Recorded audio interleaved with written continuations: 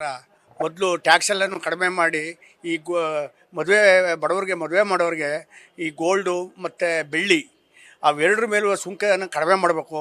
ಈಗೆಲ್ಲ ದಿನ 10,000 5,000 ಹಿಂಗೆ ಏರ್ತಾನೆ ಇದೆ.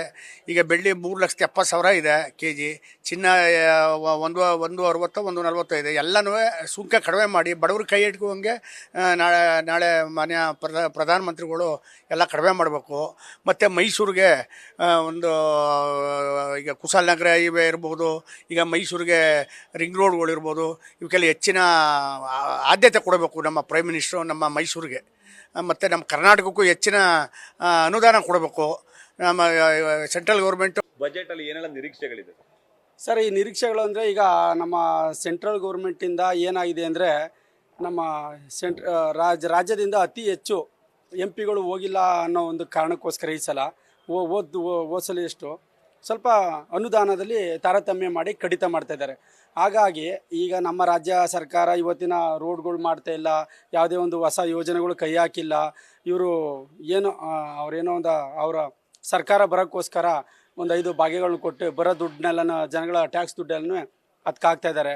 ಹಾಗಾಗಿ ನಮ್ಮ ರಾಜ್ಯ ತುಂಬ ಕುಂಠಿತವಾಗಿರೋದ್ರಿಂದ ಕೇಂದ್ರ ಸರ್ಕಾರ ವಿಶೇಷವಾದ ಒಂದು ಅನುದಾನವನ್ನು ಪ್ಯಾಕೇಜನ್ನು ಘೋಷಿಸಿ ನಮ್ಮ ರಾಜ್ಯದಲ್ಲಿ ಇವತ್ತು ಹೆದ್ದಾರಿಗಳಿರ್ಬೋದು, ಯಾವುದೇ ಒಂದು ಸೆಂಟ್ರಲ್ ಗೌರ್ಮೆಂಟ್ ಕಾಮಗಾರಿಗಳನ್ನ ದೊಡ್ಡ ಮಟ್ಟದಲ್ಲಿ ಇಲ್ಲಿ ಜನಗಳಿಗೆ ಹೆಲ್ಪ್ ಆಗೋ ಮಟ್ಟಕ್ಕೆ ಅವರು ದೊಡ್ಡ ಮಟ್ಟದಲ್ಲೇ ನಿರೀಕ್ಷೆ ಇಟ್ಕೊಂಡಿದ್ದೀವಿ. ಈ ಸಲ ಒಂದು ಮಿನಿಮಮ್ ಏನಿಲ್ಲ ಅಂದರೂ ಒಂದು 50,000 ಕೋಟಿನಾದರೂ ಒಂದು ಪ್ಯಾಕೇಜ್ ಮಾಡಿ ನಮ್ಮ ರಾಜ್ಯಕ್ಕೆ ಕೊಟ್ಟರೆ ಮುಂದಿನ ದಿನಗಳಲ್ಲಿ ನಮ್ಮ ಸೆಂಟ್ರಲ್ ಗೌರ್ಮೆಂಟ್ಗೆ ಒಂದು ಒಳ್ಳೆ ಅನುಕೂಲ ಆಗುತ್ತೆ ಅಂತೇಳಿ ನಮ್ಮ ಒಂದು ಅಭಿಪ್ರಾಯ.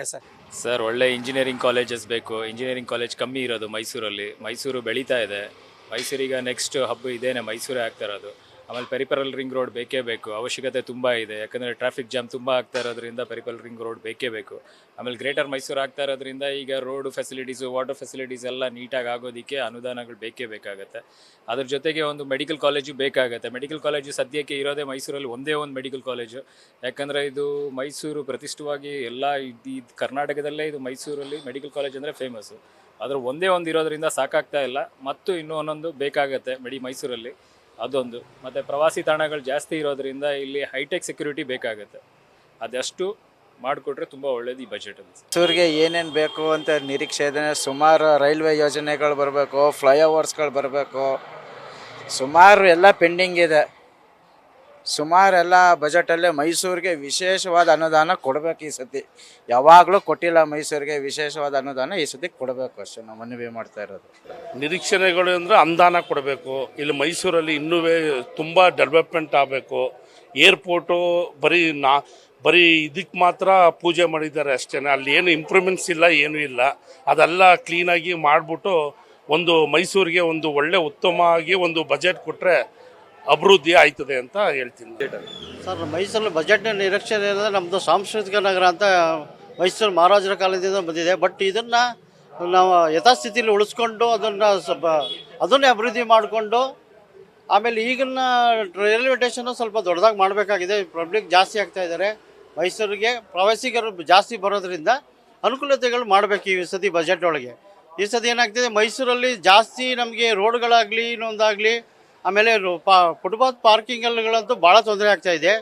ಸಾರ್ವಜನಿಕವಾಗಿ ಓಡಾಡೋಕ್ಕೂ ಆಗ್ತಿಲ್ಲ. ಸಾರ್ವಜನಿಕರು ಇವು ಯಾವುದೇ ರೋಡ್ಗಳು ತಗೊಂಡೋಗಿ ದೊಡ್ಡ ದೊಡ್ಡ ರೋಡ್ಗಳಲ್ಲಿ ಫುಟ್ಪಾತ್ ಅವ್ರನ್ನ ಇವೆಲ್ಲ ಅಕ್ವೇರ್ ಮಾಡ್ಕೊಬಿಟ್ಟಿದ್ದಾರೆ. ಅದ್ರ ಬಗ್ಗೆನೂ ಸ್ವಲ್ಪ ಗಮನ ಹರಿಸ್ಬೇಕಾಗಿ ನಾವು ಮೈಸೂರಲ್ಲಿ ಭಾಳ ಜನಗಳು ಇವತ್ತೊಂದು ದಿವಸ ಏನಾಗ್ತಿದೆ ಅಂದರೆ ಬರೋಕ್ಕೆ ಹೆದರ್ಕೋತಾ ಇದ್ದಾರೆ ಪ್ರವಾಸಿಗರು. ಯಾಕೆಂದರೆ ಇವತ್ತು ದಿವಸ ಎಲ್ಲ ಕಡೆ ನೋಡಿ ನೀವು, ಎಲ್ಲ ಕಡೆ ಅದು ಇದು ಮಾದಕ ವಸ್ತುಗಳು ತಾಣಾಗ್ದಂಗೆ ಆಗ್ಬಿಡ್ತಾ ಇದೆ ನಮ್ಮ ಮೈಸೂರನ್ನ. ಅದನ್ನು ಸ್ವಲ್ಪ ಕಡಿವಾಣ ಹಾಕಬೇಕು ಈ ಸತಿ ಬಜೆಟ್ ಒಳಗೆ ಎಲ್ಲನೂ ಏನೋ ಮಾಡಿ ಅಂತ ನಾವು ಕೇಳ್ಕೊತಾ ಇದ್ದೀವಿ.